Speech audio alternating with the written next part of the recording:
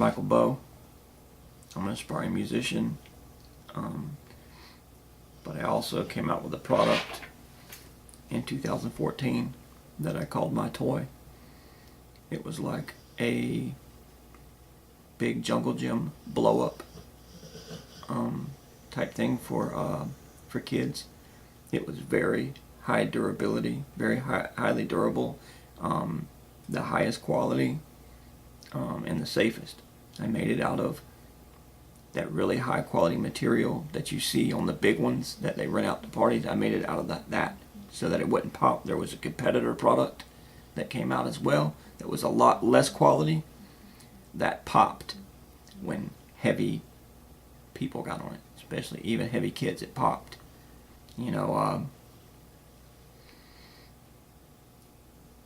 the product did very well. This was 2014. All kind of investors invested in my product, yet I didn't get any of the investment money. I didn't get any of the investment money, and none of it went toward paying for My Toy. I had to pay for it. I came out with a product right before My Toy also. That was my version of a slip and slide. That product was called H2O Go. It sold at Walmart. Okay? It sold before My Toy. They had a competitor product with that as well. Mine had, I came out with all the features on that as well. Mine, I put a pull on the end to dissipate the speed. Okay? Which means to slow the kids down. The competitor one didn't have one. They just slid off. Okay? I made mine the safest they could be. I did get paid on that, but I didn't get the money. Everybody got paid on that as well. That went up to Congress, the highest power at the time. Congress ruled on that. And, you know, they ruled that, you know, yeah, I did everything right. And that the money was cleared. It was then put in a bank account, and Mr. Obama wouldn't let me access it. He said I needed it to pay for my next product, which was My Toy. And so that's what I ended up having to do. Like I said, I didn't get any of the investment money for My Toy, yet every investor got paid. Now, the people that have control of my money are passing it out to everyone. They know I'm the one that did the product. They're violating my rights, not allowing me to reach out for help. They're paying off everybody that's trying to help me. Now, not only are they doing that, my passion is music. They're passing out my music. Okay, I work really hard. My specialty is melodies. I got a channel where I have all my music. And they're trying to pass that out as well. Please. America, Congress, please help me. Please. I need my money. Okay? I need to register my music and my designs. I want love in my life. I want love. All of my music is about love. That's the main reason I did the products, was for love. To find a woman in love. That's why I did the 2 products and gave all these people financial freedom for love. I'll never get a woman without my money. And please, don't let them pass out my melodies, please, my music, please. All I want to do is at least 1 CD, please. That's it, please. This is my fact list for My Toy. I had My Toy made in 2014. I alone paid for My Toy. I was forced to use all of the money that I made on my previous product to pay for My Toy. And then when all of that money was gone, I had to finish paying for My Toy with one of my patents. Mr. Obama put all of the money that I made on my previous product that I did right before My Toy into a bank account and wouldn't let me access it because he said that I needed it to pay for my next product, which was My Toy. Then sometime into the manufacturing of My Toy, Mr. Obama said that all of my money in the bank account was gone, and that if I wanted to get it back, I would have to use one of my patents to finish paying for My Toy. Then I signed something. There's 1, 2, Then I signed something to allow them to use one of my patents to finish paying for my toy. A similar competitor product was made by the same manufacturer that made my toy at the same time and place my toy was being made. I kept a folder on my toy where I wrote down all facts. I had to go through several prototypes during the manufacturing of my toy. Some of the additions and changes made were the grip, a water slide, these things that shot out water that we call water cannons, and a plug used to unplug and let the air out better, more quickly, and more efficiently. The plug was similar to the one used on my previous product. Some of the water features were later taken off. 3. After changes, each new prototype was tested, and I wrote down the results after talking with the manufacturer. I wrote all of this in the folder that I kept on my toy. Mr. Obama said that if I went down where my toy was being manufactured, that I wouldn't get paid, so I wasn't allowed down where my toy was being made. I had to get separate phones and keep one with me, and I gave one to the manufacturer, and every day that I called her, I wrote it down in the folder that I kept on my toy. I called every work day. The work week was 5 days. I called every day until they started using my blood to make me forget. Then everybody started to invest in my toy, but I didn't get any of the investment money. I even had something set up with a notary for the people to invest, but still didn't get any of the investment money. I kept asking for some of the investment money so that I could get a lawyer, but still didn't get any. 4. People also started investing in a similar competitor product that was made by the same manufacturer at the same time and place as my toy. Then they started putting some of the investment money for my toy in the back of my attic. Police officers and several other people started stealing large amounts of the money from my attic. They put motion censored cameras in my attic where the money was. I was told several times by the police and Mr. Obama that I wasn't allowed in my attic, and that if there was even one picture of me, that I would be arrested on serious charges that carried long sentences and I would not get paid. They said there was an investigation going on but wouldn't say what for. They sent someone to check the cameras on a regular basis. Then they kept using my blood to make me forget about my toy and the investment money in the attic. 5. People just kept coming and stealing money from my attic without me knowing or finding out till a later date.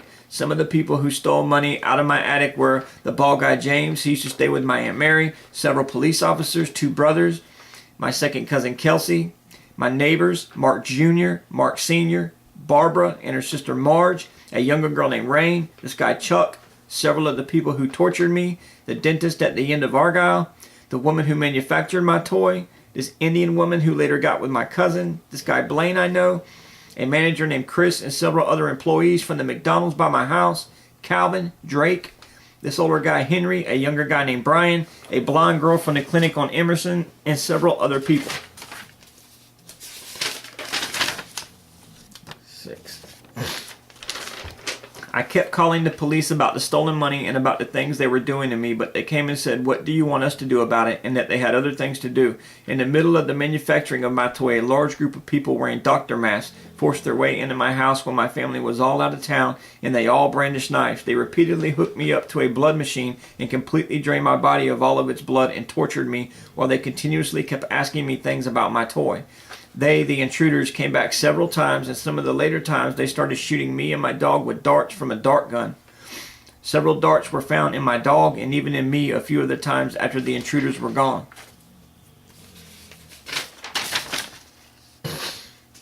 7. After they forced their way into my house the first time and brandished knives, they overpowered me and shot something into me while 6 to 10 intruders held me down. They said it was heroin and immediately started preparing another shot while still holding me down. One of the intruders, a woman that called herself Bertha, started talking to me and said that if I kept resisting, that it was going to be very painful. She said that they were about to put 3 IVs in my back and then showed me the needles that she was about to use that were about 12 inches long. She stuck one in through my back and all the way through my internal organs while telling me to hold still, don't move. The needle came out through my stomach and hit me in the hand. She said that they missed my vein and that she wanted me to know that she was about to keep doing this to me until she found 3 veins in my stomach so that all 3 IVs would be on my back where I couldn't reach them, so I couldn't take them out.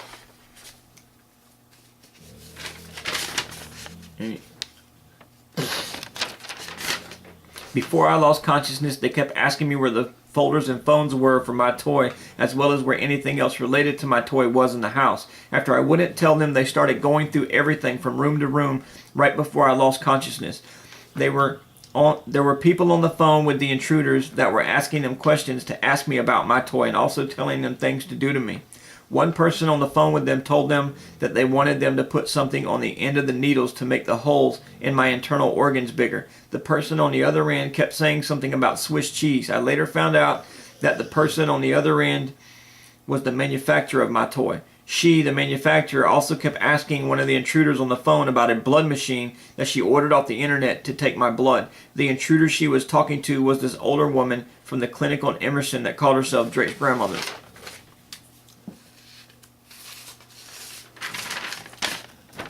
9. The intruders sedated me and put 3 IVs in my back and then hooked me up to a blood machine when I was unconscious and drained my body of all of its blood and tortured me. They removed my eyeballs, stripped me down, and repeatedly tried to snip my testicle cord so that I couldn't have any more kids. They burned me, lit firecrackers in my eye sockets, and filled them up with semen. When I became conscious several times, I was hooked up to a blood machine, and the lady that called herself Bertha was in there with me, and she said that I kept swallowing my tongue and that she kept having to stick her hand down my throat and pull out my tongue because they were raping me in my mouth right before they ejaculated in my eye sockets. They used my blood to make me forget several things, mainly my toy. I had to go to the hospital to get blood pumped back into me several times after mine was all taken from me by the intruders.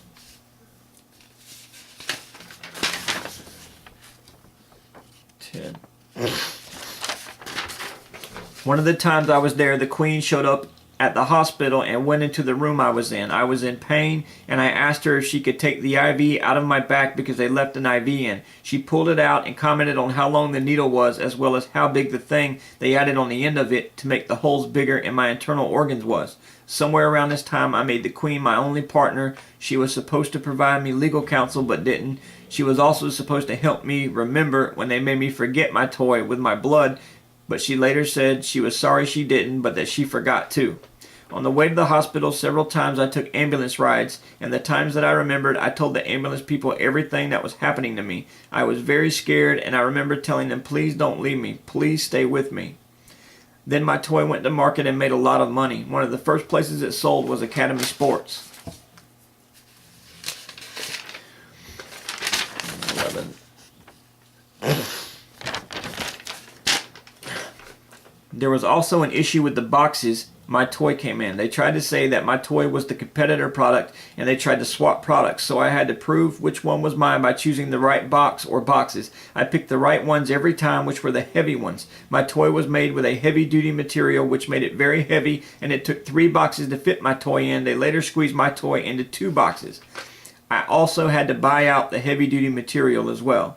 The first sold boxes of my toy had the name My Toy on them, so it was important that I got them to prove I was the one on the phone with the manufacturer and to prove I was the one who paid for my toy, and that's what I did. I got the first sold box of my toy from Academy Sports, which was actually 3 boxes that they squeezed into 2. There was a large crowd up at Academy Sports that waited for me and my stepdad to get there and go in and get the first sold box of my toy. 12. We kept the boxes at my house because we were told that we would need them to help prove which was mine. We took pictures. My second cousin Kelsey later stole the boxes and swapped them out with the other boxes that didn't say My Toy, that had the new name. My toy went to market and made a lot of money. Everybody got paid huge returns. Everybody got paid except me. I want to say we also took pictures of the boxes. We also took pictures of ourselves opening up my toy for the first time. I believe we took them on 2 cameras, and one of the cameras got stolen. My toy went to market and made a lot of money. Every investor got paid huge returns. Everybody got paid except me.